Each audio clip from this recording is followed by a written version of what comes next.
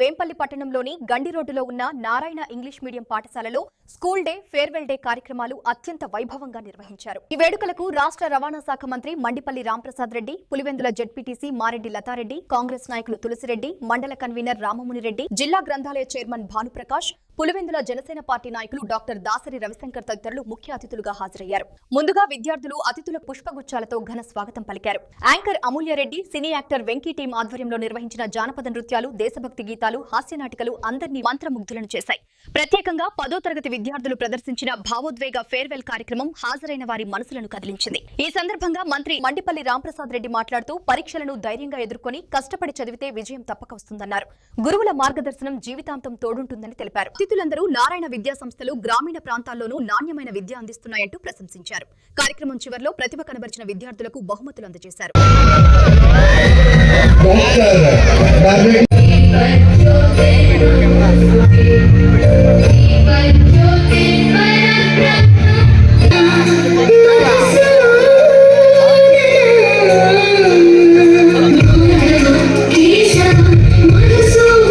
యువజన క్రీడా శాఖల మధ్య మా మధ్యలో ఏం మాట్లాడాలన్నా కూడా నాకు ఈ పెద్దల ముందర మాటలు రావట్లేదు. వాళ్ళు వచ్చినందుకు ప్రత్యేకంగా ధన్యవాదాలు. ఈరోజు ఈ సాయంత్రం వందలాది మంది పిల్లలతో గడపడం చాలా ఆనందాన్ని ఇచ్చింది. ముఖ్యంగా ఈ కార్యక్రమానికి రావడానికి కారణం ఒకటే, ఎన్నో కళాశాలలు మన చుట్టుపక్కల ప్రాంతాల్లో ఉన్నాయి. ఎన్ని వేల మందికి చదువు చెప్పామని కాదు, ఎన్ని వేల మంది పిల్లలను ప్రయోజకులు చేశాం, ఎన్ని వేల కుటుంబాలకు మార్గదర్శకంగా పనిచేస్తామనేది చాలా ముఖ్యం. అలాంటి కళాశాలలో నారాయణ కళాశాల ఒకటి. ఎందుకంటే ఈ రోజు ఈ కార్పొరేట్ యుగంలో చిన్న పేదవాడి నుంచి ధనికుని వరకు కావాల్సింది ఒకటి విద్య మాత్రమే. అలాంటి విద్యను ఈ రోజు తల్లిదండ్రులు లేని ఎందరో అనాథలకు, అలాగే అంగవైకల్యంతో బాధపడుతున్న ఎందరో పేదలకు ఉచితంగా ఇస్తున్న నారాయణ రెడ్డి గారికి, కోటిరెడ్డి గారికి మరొక్కసారి ధన్యవాదాలు తెలియజేసుకుంటున్నా. ఎందుకంటే ఈ 21వ శతాబ్దంలో ఆధునిక దేవాలయాలు ఏమన్నా ఉన్నాయంటే అవి పాఠశాలలు మాత్రమే. ఈ 21వ శతాబ్దంలో డాక్టర్ సర్వేపల్లి రాధాకృష్ణన్ గారు చెప్పినట్టు భగవంతుడు ఎక్కడో లేడు, పాఠశాలలో చదువు చెప్పే అధ్యాపకులు, టీచర్సే మన దేవుళ్ళు. అలాంటప్పుడు ఇలాంటి కళాశాలను ప్రోత్సహించడంలో ఏ మటుకు తప్పు లేదు.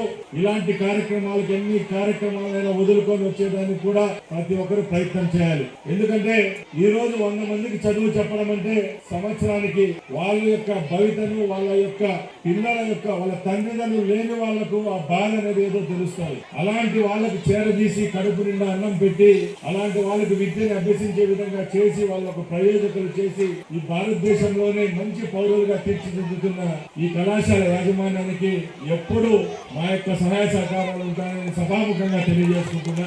అలాగే ఈ రోజు వేంపల్లికి రావడం చాలా సంతోషంగా ఉంది. ఎందుకంటే ఈ పక్కన చక్రాపేట మండలం సిద్ధారెడ్డి గారి పల్లిలో మా తల్లి గారి జన్మస్థలం. మా తండ్రి గారు 2 పర్యాయాలు ఎమ్మెల్యేగా రాయచూటులు చేశారు. మా సోదరులు 2 సార్లు చేశారు. మాకు ఎంతో అవినాభావ సంబంధం.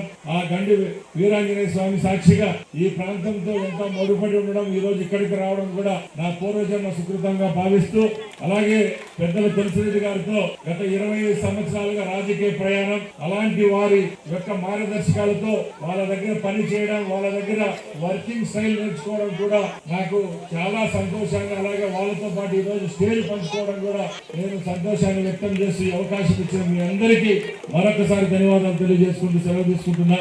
జై హింద్.